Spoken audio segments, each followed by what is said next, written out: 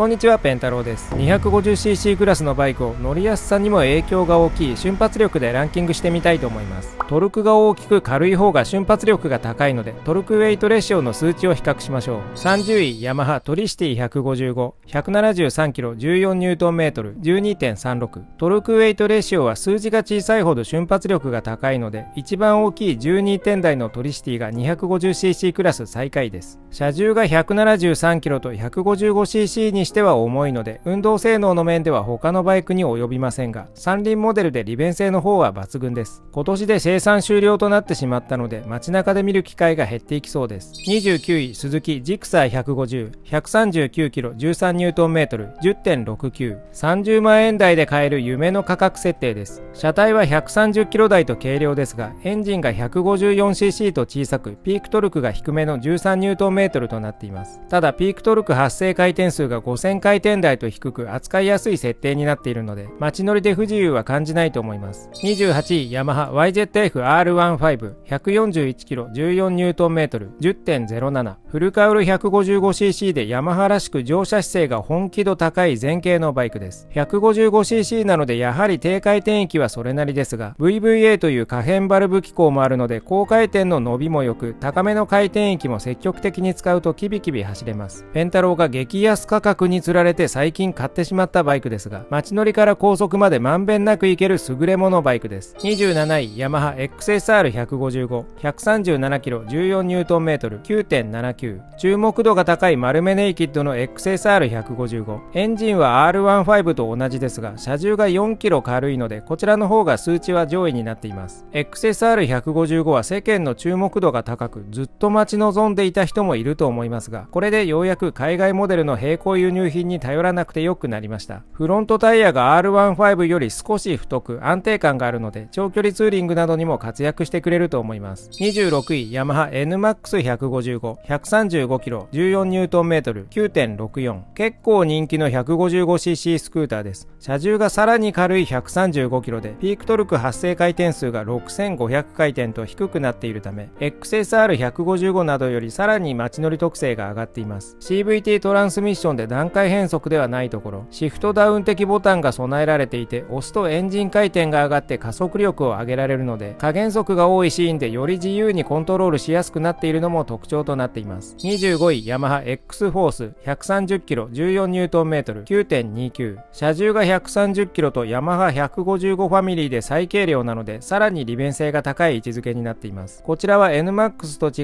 い足元フラットのスクーターなので、買い物袋を引っ掛けたりデイリーユースには最強クラスです。24位ホンダ ADV160 137キロ 15Nm 9.13。 ピークトルク 15Nm とヤマハ155の14より大きいです。ただ実際は小数点以下の処理の関係なので 1Nm ほどの違いはないかもしれません。 ADV160 はちょっとワイルドめというかスポーティーなスクーターで、例年よく売れていて販売台数上位常連です。23位ホンダ PCX160 134キロ 15Nm 8.93。 ADV160 とベースは同じですが、車重が3キロ軽いのでランキングは上位になります。 ADV160 よりさらに販売台数は多く、 250cc クラスではここ最近万年2位の台数を継続しています。22位川崎 ZX25R 184キロ 21Nm 8.76。 川崎の 250cc4 気筒エンジンモデルです。下は 150cc クラスのみという 250cc モデルでは現行最弱のトルクウェイトレシオですが、ピークトルク発生回転数が12500回転と超高回転エンジンのため、実用域の5000回転程度はゴミくずくらいのトルクです。でも心配いりません。常に1万回転をキープすればいいんです。もはやロマンの塊というか、わかる人にはわかるというか、変態ホイホイというか、販売してくれる川崎さんには脱帽します。21位スズキ V ストローム250 191キロ 22Nm 8.68。 今回のランキング最重量の191キロ、とても 250cc とは思えない重量級ですが、そのためこの順位です。重量級ゆえ安定感も高く、スクリーンやナックルガード、キャリアなど積載もしやすい形状もあって、旅バイクとしてとても優秀なパッケージングになっています。20位の前に 125cc クラスのスカスカトルク群を紹介します。1つ目はスズキ GSX-R125 と S125。現在生産終了扱いですが、こちらはピークトルクが 11Nm、発生回転数が8500回転、ピークパワー発生回転数が10500回転とまずまずな高回転仕様です。常に6000回転オーバーくらいで走らないとストップ&ゴーも結構厳しいので、ひたすら回し続けて走るイメージです。2つ目はホンダ CB125R。同じくピークは 11Nm ですが、発生回転数がちょっと低く8000回転なので、スズキの GSX よりストップ&ゴーも走りやすいです。3つ目はヤマハの125シリーズ。可変バルブ機構 VVA のおかげでピークトルク 12Nm と他より力があり、発生回転数は8000回転と CB125R と同じです。こちらはさらに走りやすいイメージですね。ただどれもスカスカ系なのは否めず、より実用域が充実した 125cc ホンダグロムはピークトルクは 11Nm と同じ水準で、車重が 100kg クラスと軽く、発生回転数が6000回転とだいぶ低いので圧倒的に楽に走れます。 125cc フルサイズはいずれも頑張らないとスピードが乗らないので、これに比べると 250cc クラスはどれもかなり走りやすいのがわかります。では20位から上に行きましょう。20位スズキ GSX250R 181kg 22Nm 8.23 V ストローム250の仲間です。こちらはフルカールスポーツの見た目ですが、どちらかというと旅バイクの V ストローム250を旅より日常に振ったような位置づけで、 250cc フルカウルツアラーと呼ぶのがしっくりきそうです。クイックな加速感の方向性ではないので、トルクウェイトレシオ順位は低めですが、安定感のある走りでどこにでも行ける感があるので、割と唯一無二の価値がある素敵な存在になっています。19位川崎 W230 目黒 S1 143kg 18Nm 7.94 230cc なのでトルクは低めなものの、車重が 143kg と抜群に軽い上、ピークトルク発生回転数が5800回転なのでもたつくことなく走れます。空冷短気筒ながら割と何でもできるキャラクターで、高速道路もそこそこは走れます。シート高が特別低いので、シート高難民の人の救世主にもなっています。18位ホンダレベル250 171kg 22Nm 7.77 ひたすら売れ続けるレベル250ですが、E クラッチモデルになってまた引き続き売れています。ホンダの万能水冷 250cc エンジンを積んでいますが、他のモデルに比べてトルクがちょっと低いのと、車重が 171kg とだいぶ重いので、この辺の順位になりました。実際 CB250R などと比べて瞬発力や旋回性は一歩劣りますが、その分直進安定性の方に振られています。17位ホンダフォルツァ 186kg 24Nm 7.75 貴重な 250cc スクーターです。スクーターなので車重は 186kg と重めですが、ピークトルクが 24Nm と高く、発生回転数も6250回転と低いので日常用途に使いやすい特性になっています。16位ヤマハ XMAX 183kg 24Nm 7.63 こちらも 250cc スクーターで、ホンダのフォルツァと人気をきれいに二分しています。 XMAX の方が車重が少し軽いので一つ順位が上です。さらにピークトルク発生回転数が5500回転とかなり低く、 250cc クラスではトップクラスになっていて、限界までスクーターとしての性能を突き詰めたような仕上がりです。15位川崎忍者250 166kg 22Nm 7.55 フルカウル 250cc の2気筒の方です。こちらは街乗りから色々普通にこなせる特性で、高速道路走行にも一応役立つスクリーンと合わせて、前傾姿勢もだいぶソフトというかほぼ直立みたいなものなので、 250cc で幅広くこなしたいという人にはマッチしそうです。14位ホンダ CL250 172kg 23Nm 7.48 レベル250をベースにスクランブラーっぽく改造したモデルです。レベルとはエンジン特性が違い、こちらの方がトルクが大きくなっていて、かつピークトルク発生回転数も少し低くなっています。特性としてはレベルより扱いやすそうですが、販売台数はだいぶレベルの方が大きく、こちらは年々販売台数が落ち着いてきています。個人的には軽量な CB250R をベースにこのスタイルにしてほしかったなと思っています。同率12位スズキ V ストローム 250SX 164kg 22Nm 7.45 先ほど出てきた V ストローム250とは別物で、こちらは油冷短気筒エンジンを搭載した軽量モデルです。装備の割に車重が抑えられていることもあり、順位はそこそこ良い位置に来ました。ピークが7300回転とやや高めなので、こちらの方が回して走る特性なのと、フロントタイヤが19インチとオフロード感が強めなので、で、キャラクターはかなり差別化されています。12位、川崎 Z250、164キロ、22ニュートンメートル、7.45。忍者250のスト5版です。同じエンジンでカウルがない分軽量なので、その分順位が上になっています。11位、ヤマハ YZF-R25、169キロ、23ニュートンメートル、7.35。川崎の250と近い設定のモデルです。ヤマハの方が数値は1ニュートンメートル上ですが、こちらも波数の関係で実際の開きはもう少し少ないかもしれません。ヤマハと川崎のどちらを選ぶかはほとんど見た目で良いと思いますが、前傾姿勢は川崎はほぼ直立なのに対してヤマハはやや深めです。ただ前傾姿勢に妥協を許さないヤマハにしては唯一妥協したのかもしれない楽めな水準なので、それほどやばいことにはならないので安心してください。10位の前に最大トルク発生回転数が高いものをピックアップしてみます。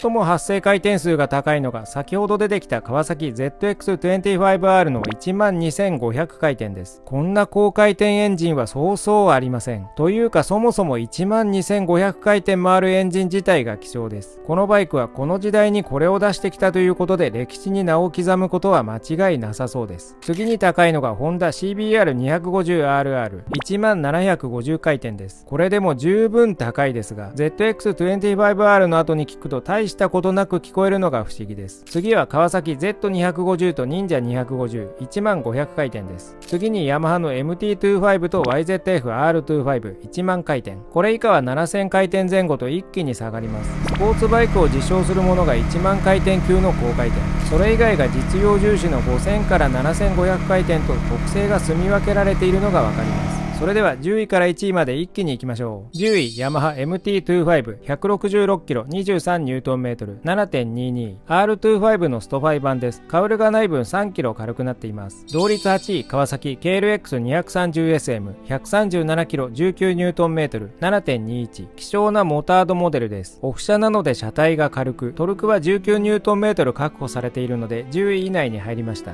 ペンタローは以前持っていましたが、意外に高速道路も普通に走れて万能バイク方面の性能バランスです。ただシートは硬くケツ板まっしぐらなので、ゲルザブを使うかシートを加工するか、はたまた徹底的にケツを鍛えるか、何らかするとより利便性が上がると思います。8位、川崎 KLX230DF 137キロ19ニュートンメートル 7.21。 キャリアなどが組み込まれたモデルで、モタードの SM と車重が同じです。素のモデルに必要なオプション部品だけ付けた方が割安ですが、色は DF 専用色なので、この色が良い人は自動的に DF を選ぶことになります。7位、鈴木ジクサー SF250 158キロ22ニュートンメートル 7.18。 ユレー短気筒フルカウルモデル、意外にいい位置に来ました。価格がリーズナブルですが、いいタイヤを標準装備していたり、コスパで言えば最強クラスかもしれません。6位、川崎 KLX230 シェルパ S 136キロ19ニュートンメートル 7.16。 KLX シリーズのシート低めモデルです。車重がほんの少し SM や DF より軽くなっています。同率4位、鈴木ジクサー250 154キロ22ニュートンメートル 7.00。 みんなの味方鈴木の低価格モデルです。価格は 250cc 最安にもかかわらず、トルクウェイトレシオ順位は5位と、数字だけ見るとこれ以外の選択肢はないだろうと思える素晴らしさです。4位、川崎 KLX230 133キロ19ニュートンメートル 7.00。 KLX シリーズの素のモデルで、さすがシンプルなオフ車設定だけあって車重133キロと軽量、堂々の4位です。シート高が高いというか、本来のシート高の S もあり、こちらは 880mm と本物志向にもありがたい選択肢を用意してくれています。3位、ホンダ CBR250RR 168キロ25ニュートンメートル 6.72。 250cc にして25ニュートンメートルのピークトルクを誇るホンダのやりすぎ高性能マシンです。とことんやり込んで限界突破したような性能で、とても市販モデルとは思えないハイスペックになっていて、これを体験した後に別の 250cc に乗り換えると、 250cc ってこんなに非力なのかと絶句するかもしれません。ピークトルク発生回転数は10750回転と高いので、低回転はトルク薄めと思いきや、そういう先入観から入ると意外に普通に操れるので、街乗りも余裕でこなせるのがまたホンダの底力を感じますね。 ZX25R と並んでやりすぎイカレポンチ2大巨頭に君臨しています。2位、ホンダ CRF250 ラリー、153キロ、23ニュートンメートル、6.65。オフ車に大きいタンクやスクリーンなどで武装したアドベンチャーカテゴリーのモデルです。オフ車なのでちょっと車体が大きく、狭い駐車スペースには置きづらいものの、とりあえず万能に色々いけるバランスなので、バイク選びに迷ったらとりあえずこれに行っても悪くない選択だと思います。右足付近の排気管が熱いのはオフ車あるあるなので、熱いの嫌いな人は注意しましょう。おっと、ここで緊急事態が。1位を紹介する前にとんでもないトルクウェイトレシオを持つマシンの情報が入りました。川崎が誇る電動バイク ZE1 は 125cc カテゴリーにありながら、車重 135kg、最大トルク 40Nm のスペックで、トルクウェイトレシオは驚異の 3.375、2位の CRF250 ラリーにダブルスコアの差をつけて圧倒的な性能です。3.3 クラスというと600から 700cc クラスのレベルなのでとんでもないですね。さらに恐ろしいのはピークトルク発生回転数が0から1600回転となっていて、普通のバイクが6000回転や1万回転まで上げてようやく出るところをゼロ発進から叩き出します。公道の発進加速ではどんな高性能バイクもミラーの彼方に豆粒になる爆発力を持っています。さらなる化け物 BMW CE02、 こちらは 250cc クラスで高速走行も OK です。車重は ZE1 より 3kg 軽い 132kg、 最大トルクは 55Nm、 トルクウェイトレシオはなんと化け物級の 2.4 です。こちらも発生回転数は1000回転なので、この加速力をほぼゼロ発進から体感できます。電動バイクはいずれもジェットコースターのような加速力を法定速度内で実現できるので、チートにも程がありますね。電動のヤバさ紹介はこれくらいにして、普通の1位紹介に戻りましょう。